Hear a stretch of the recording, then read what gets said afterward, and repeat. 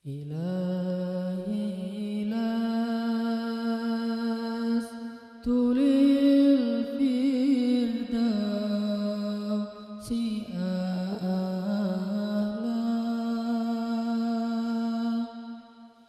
ولا أقوى على النار الجحيم فهب لي توبة واغفر ذنوبي فإنك غافر الذنب العظيم.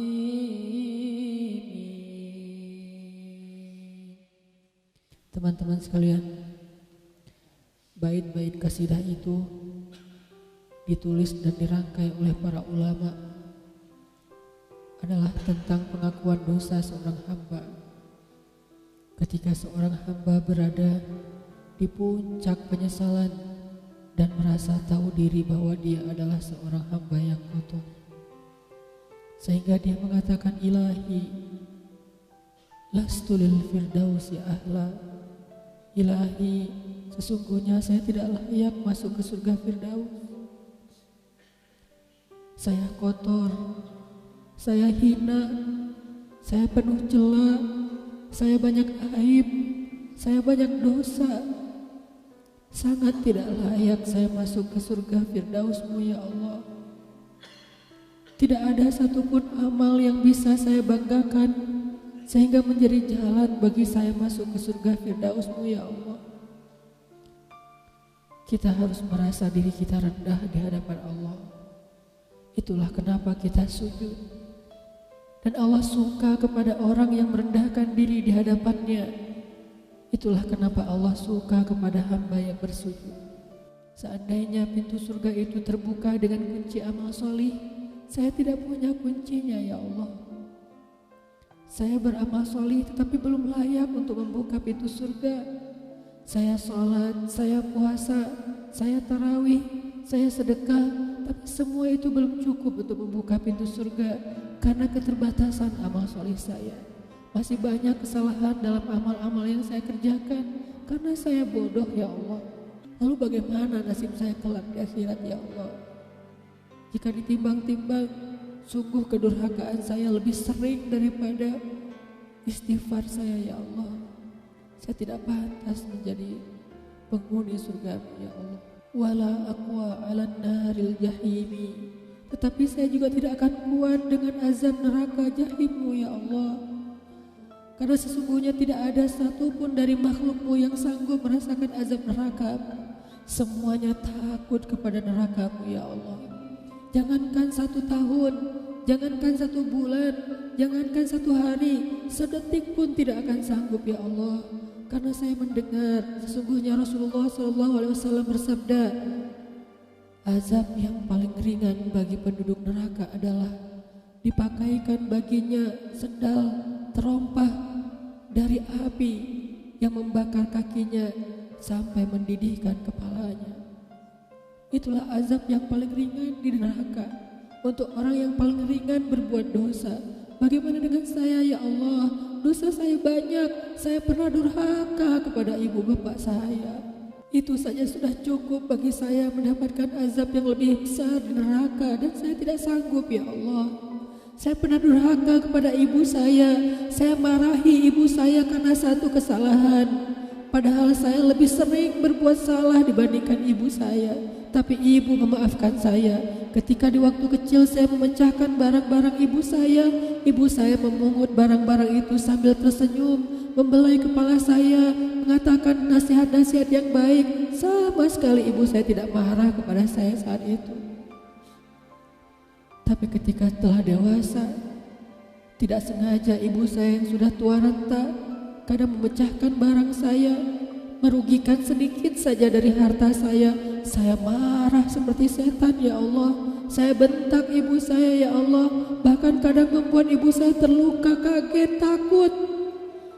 Pantaskah seorang ibu merasa takut terhadap anak yang dia kandung 9 bulan, yang dia lahirkan dengan taruhan nyawa, yang dia susui dengan darah dagingnya, yang dia didik, dia jaga, yang dia berjaga di malam hari tidak tertidur demi untuk menjaga anaknya dari seekor gigitan nyamuk?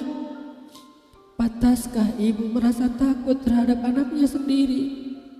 Cukup satu dosa besar saja durhaka kepada ibu membuat saya pantas masuk api neraka. Belum lagi dosa saya kepada ayah.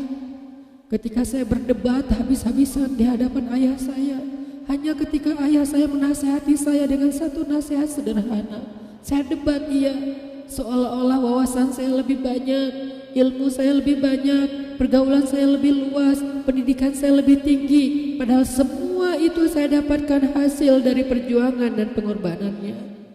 Ketika keduanya sudah menjadi tua dan lemah, kadang keduanya rindu kepada saya, ya Allah. Mereka memberi kami pesan, ya Allah. Mereka bertanya, bagaimana kabarmu anakku? Tapi kami tidak peka. Hati kami tertutup dengan ego dan sombong. Kami tidak bisa membaca teks itu dari perasaan mereka. Kami hanya membaca teks mereka dan tidak segera membalasnya. Kami anggap teks dari orang tua kami tidak penting, masih bisa ditunda untuk dijawab nanti sore. Padahal mereka sedang kangen, sedang rindu kepada kami, ya Allah. Mereka tidak mengatakan kami rindu kepadamu wahai anakku, karena mereka tahu kalimat itu akan mengganggu kami. Kalimat itu akan menjadikan hari kami tidak lagi mudah. Kalimat itu akan merusak konsentrasi kami dalam bekerja. Kalimat itu akan menghalangi banyak urusan kami, sehingga mereka menahan diri. Mereka hanya bertanya apa kabar kami. Lalu kapan kami berbakti kepada mereka, ya Allah? Sampai seusia ini kami masih merepotkan mereka, ya Allah. Kapan kami akan berbakti kepada mereka? Rasanya kami lupa. Entah kapan kami pernah memijat kaki mereka setelah mereka seharian bekerja.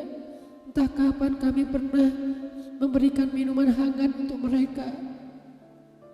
Kami durhaka kepada orang tua kami, ya Allah.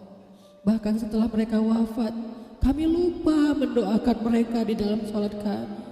Harusnya kami disiksa di api neraka, tetapi kami tidak kuat, ya Allah. Belum lagi durhaka, kedurhakaan kami yang lain, dosa-dosa besar kami yang lain.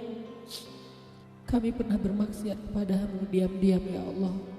Kami pernah berbuat dosa diam-diam, dan padahal kami tahu itu dosa besar. Tapi kami tidak peduli, kami tidak takut kepadamu. Seolah-olah ancamanmu itu hanyalah mitos, seolah-olah ancamanmu itu hanyalah fiktif, seolah-olah apa yang kau firmankan di dalam Al-Quran itu tidak benar-benar ada. Kami sombong menantangmu dengan berbuat dosa. Banyak dosa yang kami tidak bisa menyebutkan satu persatu, ya Allah. Keluh lidah kami untuk menyebutkan dosa-dosa kami, ya Allah. Malu untuk menyebutkan dosa-dosa kami, ya Allah. Tidak ada yang bisa kami harapkan darimu selain Engkau terima taubat kami, ya Allah. Fahabli taubatan, beri kami taubat yang nasuha, ya Allah. Terima taubat kami, ya Allah. Kami belum berani meminta surgamu, kami juga tidak akan kuat dengan nerakamu. Kami meminta terimalah taubat kami, penyesalan kami, janji kami untuk kembali kepadamu, memperbaiki diri. Teman-teman sekalian, mari kita baca bait itu dengan penyesalan. Kita baca bait itu seolah-olah kita sedang curhat kepada Allah Subhanahu wa taala.